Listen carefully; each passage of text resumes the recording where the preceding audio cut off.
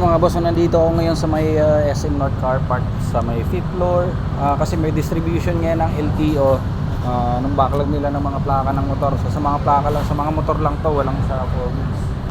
Exclusive lang sa mga motorsiklo.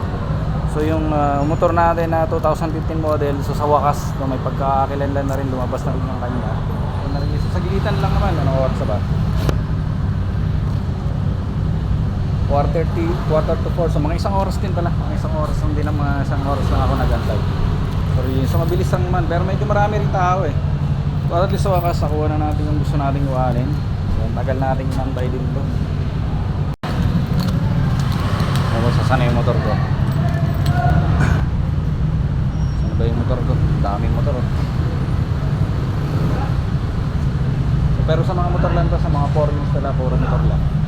So nakuha ko na yung sa wakas, nakuha ko na yung plaka ni Pino.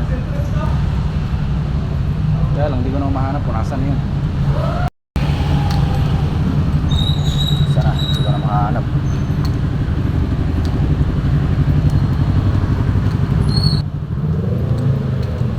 Sana. Yun. Sa wakas. May pagkakakilanlan ka na. Meron ka ng pagkakakilanlan ngayon sa wakas. Tanggalin na natin to, papalitan natin yung bagong plaka. Okay.